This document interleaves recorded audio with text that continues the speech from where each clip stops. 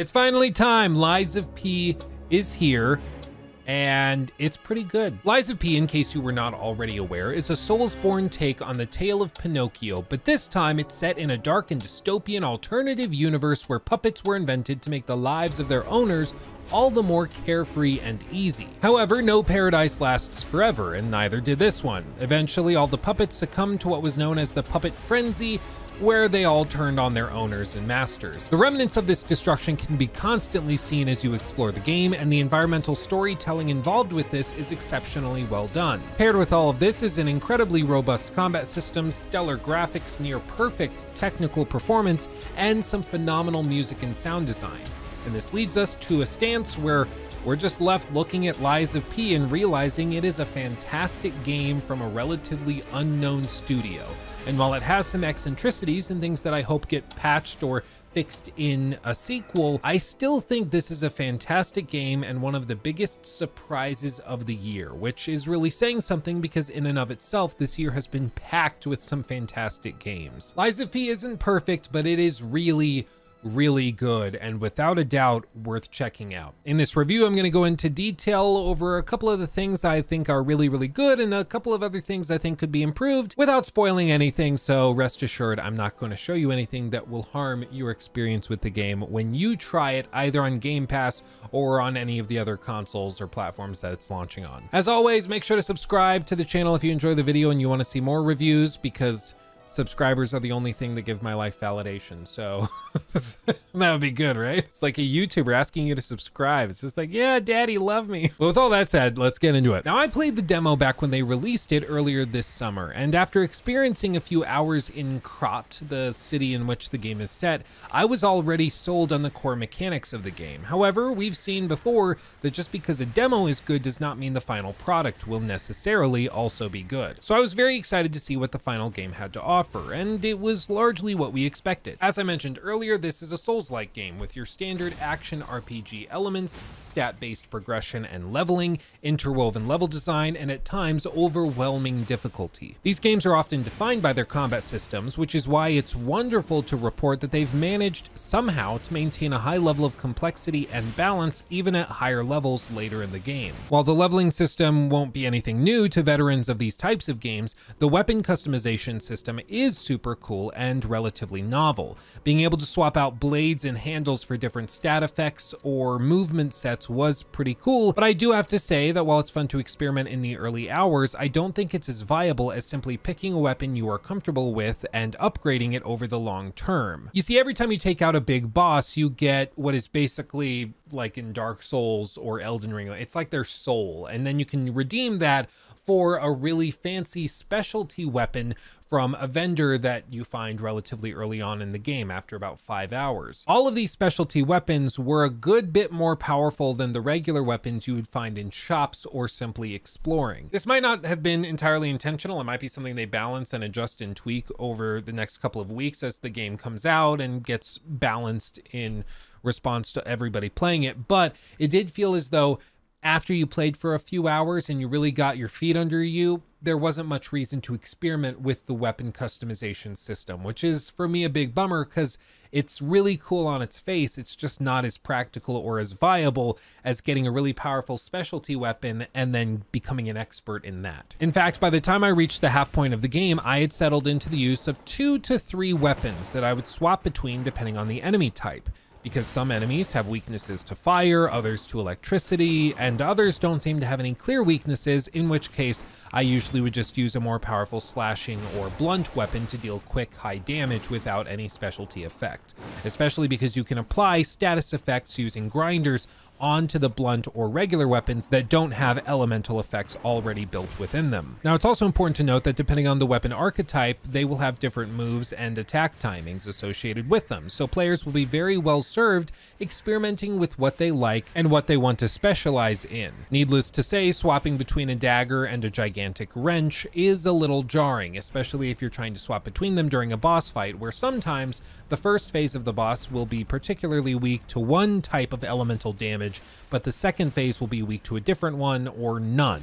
So it's often a good idea to get accustomed to a couple of these archetypes early on so that you have options as the game progresses. You will also be using something called the Fable Arts. This is activated using Y or triangle on your controller and uses the Fable slots in the top left-hand corner of the screen marked in blue bars in exchange for powerful moves or abilities tied to each of these weapons. Remember I said specialty weapons are often more powerful than ones you put together yourself? Well, this is often why. Specialty weapons usually have really powerful Fable Arts, and this is something I think a lot of people are going to sleep on. They're just going to play this like your standard Bloodborne or Dark Souls game, not even really experimenting with the Fable Arts. But seriously, if you get to know these abilities, the game becomes much, much more doable and approachable, especially as you learn to understand how to tie these in to your typical boss fight. Because after all, some bosses you can quickly stagger using these Fable Arts, or other things such as fire-equipped dagger I had. Its Fable Art actually improved the fire application of it, so if I was taking on a boss, I would apply that immediately, build up a fire debuff onto that boss, and then it would whittle his health down through the rest of the fight. These are all things you can learn and understand about your particular weapons once you get to know them. Which again is why I would encourage you to find a couple of weapons you like playing with, at least in terms of the move sets, and then specialize in them and really get to know them. Now, as I moved from level to level, I was struck by just how similar the game actually felt to Bloodborne in the minutiae. It has fantastic world building, and ambiance is truly remarkable. Each of the chapters also have their own theme and often visual style as well, accompanied by enemy archetypes that reflect it. The industrial area will be filled with machines and robots that are heavy and often feature fire damage, while the city slums are overrun with strange zombie-like humanoids or broken down puppets. In most instances, though, the bosses at the end of these chapters also reflect the theme of that area, which isn't too surprising. It's kind of a no-duh situation, but I do want to point out that it didn't feel as though these consistently applied also to the gameplay side of things. In other words, thematically and visually, the bosses would often look like they fit in the area they were within, but in terms of the gameplay mechanics, the bosses often felt very much independent from the area they were within. So for example, while you're exploring a chapter, you might encounter a bunch of puppets that are weak to electric damage, since they are, after all, mechanical. But then you'll fight a boss that is actually resistant to electrical damage and is instead weak to acid damage, for example. It's a small frustration, granted, and one that can be remedied after just a couple of attempts against that boss, when you will inevitably realize that your attacks aren't doing anywhere near the damage that they should be. But it was nonetheless strange that it felt as though they were preparing you for the whole chapter as you explored interwoven levels, cutting back on previous routes that you had already taken to open up shortcuts, and looking in every nook and cranny for items to upgrade your equipment, only to have that ripped away with the boss that you literally are not prepared for. Exploring a level where it feels as though they're just preparing you to take on some electric monstrosity, only to be greeted by something that is weak to acid and is actually buffed against electric damage, is just kind of weird. It just felt as though maybe this boss was designed for another part of the game, but then they moved him over here later in development because they cut the part of the game that had the acid damage. You know, it just felt as though at multiple points there were bosses that didn't fit thematically in the gameplay department into the area in which they had been placed. I don't know if this was a conscious decision on their part, or a miscommunication within the dev team, or an oversight, or simply me losing my mind, but I will say sometimes they do it really well, preparing you for a boss fight that's weak to electric damage for an hour beforehand, encouraging you to upgrade any weapons or abilities to apply that electric damage to said opponents. But other times it's strange because you will feel totally surprised and blindsided by the abilities the chapter boss puts forward. But once you adjust to these demands from the boss, you will be consistently greeted with a challenging encounter that is just as polished as any I've seen in a From Software title, and that really is high praise. The hitboxes are accurate, the attacks feel fair and manageable, and health pools never felt outrageous. Over the course of the 35-ish hour campaign, I never felt as though any particular boss was woefully overpowered or that I was terribly underpowered as I went in from level to level. It felt pretty balanced, which I'm sure is pretty hard to manage on the developer side. I'm sure you could grind for Ergo, this game's currency used for leveling up, but I'm honestly not sure where or how you would do that. There aren't really any areas ripe for farming, and that's probably intentional because they likely didn't want you to farm. After all, as far as I'm concerned, farming is often a reflection in games like this of balancing being off kilter a little bit. If players have to go and repeat a tedious task for hours at a time, that probably means that there was an issue getting players properly leveled for the encounters they were taking on. And honestly, I think for a linear game like this, it's good that farming isn't really a viable option. It means that when you encounter a boss that you're struggling against, you don't have to worry that maybe I'm just not prepared for it, or maybe I need to go farm for an hour to level up properly. You can just take on that boss knowing that however it's feeling is the way everybody else is feeling. For example, there was one time I encountered a mini boss that was absolutely kicking my ass. I thought surely this was a DPS check and I was simply not prepared for it. But after eating lunch, calming down and taking a break, I tried it again with a different weapon, focusing on parrying, and what do you know, I took him out in just a couple more attempts. Often Lies of P simply asks the player to approach a situation differently if they're having trouble, and I think you will be surprised at just how often a small change like swapping out which weapon you're using can greatly affect the encounter. There's also other systems to help you in boss fights, such as specters, which are like AI controlled assistants in fights, which can pull aggro and often create little openings for attacks. And while these were often useful, and for some boss fights I would say they're borderline mandatory, I was shocked at just how stupid these things really are. They seriously have no self-preservation, and I have no idea whether they can even play semi-defensively. I don't even know if they can block or parry, but it sure doesn't feel like it because these things die super quickly. Later in the game, there are ways to improve their odds, giving them health boosts or even resistances to certain types of elemental damage, but even then, they are far from powerful. These are basically like the summons in Elden Ring, but dumber and with only like one loadout basically, so they fight all the bosses in the same way. I don't know if they added this system in after Elden Ring came out, and so they're like, oh, that's a cool system, let's add it in, because this game was pretty deep in development at that point. I have no idea, but it's certainly not as robust as that system. Speaking of things that are robust, the leveling system is also quite robust in this game. And like I said, it's going to be very, very similar to what you've seen in other Soulsborne games before. However, there are some cool, unique mechanics, such as using these quartz crystals that allow you to unlock individual skills or abilities. These can affect your loadouts, they can affect your stats, or they can even give you more healing items. Often these crystals are found while exploring levels or defeating mini bosses, so it really does encourage you to look in every nook and cranny to fight every big boss you encounter, even if they're not strictly mandatory, and I think that's really cool. However, I did feel as though this system was a very slow burn. It features some of the coolest upgrades in the game and some improvements that can really make a difference in combat, such as being able to dodge out of a knockdown, which can be a total game changer once unlocked.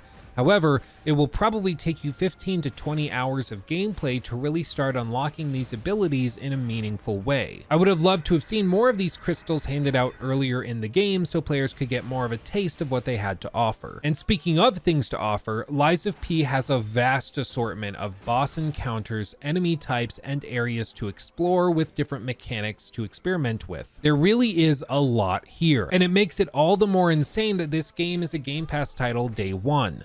The fact you can play this game with no added cost is insane to me. There is a ton of content, and some of the boss encounters here are just as memorable and as fun as some of the best in From Software titles, and I really mean that. The bosses all have backstories, unique traits, and purposes within the part of the city in which they are found.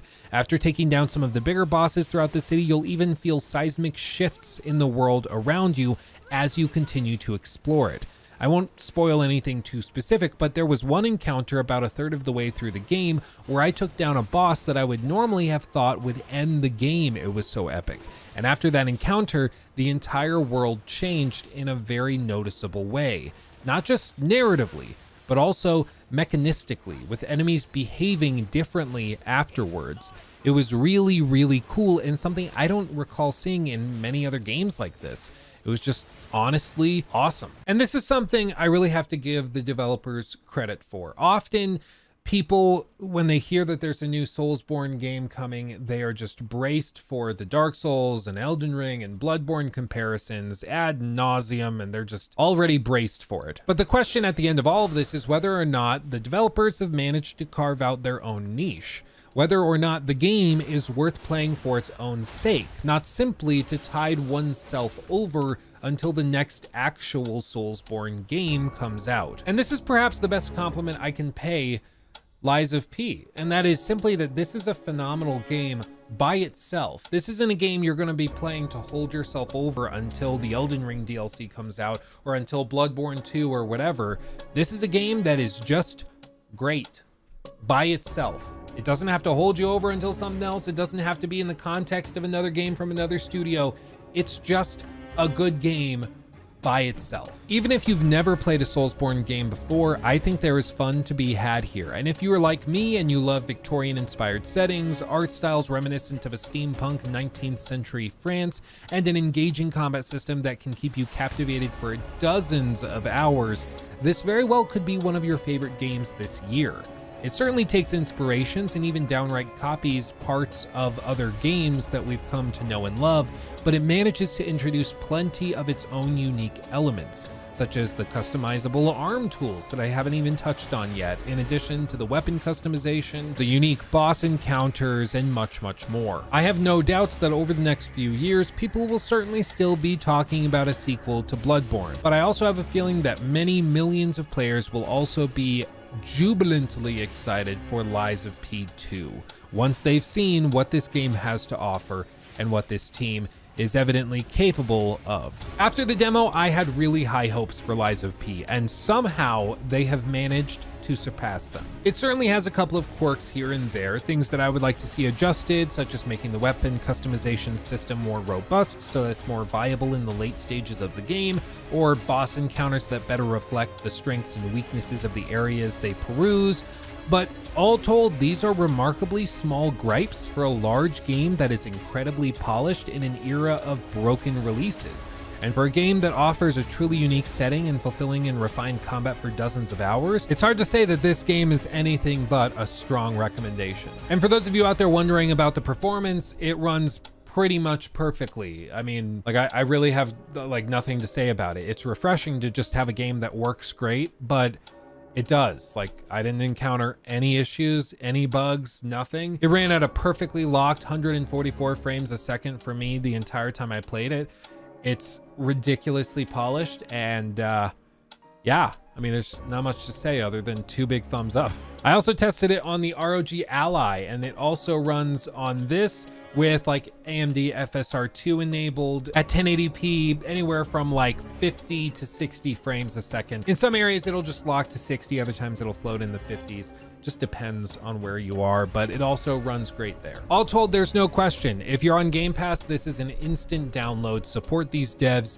This is a steal if you don't have to pay any added cost in addition to your current membership for this. It is ridiculously impressive that this is a Game Pass Day 1 title, and man, like, first we got Starfield, now we're getting this on Game Pass. It's been a good few weeks, I'll tell you what. But even if you don't have Game Pass, this is an instant buy. If you're buying on Steam or PlayStation or wherever, I can't recommend it enough. Lies of P is fantastic, and while it's got some quirks, I think those quirks are pretty minuscule in the grand scheme of things, and this game is an easy recommend. That's gonna do it for me. Thank you for watching. Much love. If you want to hang out with me live, I'm live over on Luke Stevens Live. Just search up in the YouTube search bar for Luke Stevens Live, or in the pinned comment, whatever description box, it's linked. You're smart, you can figure it out. I'm live most of the time during the week, so come by, say hello. I'd love to have you. And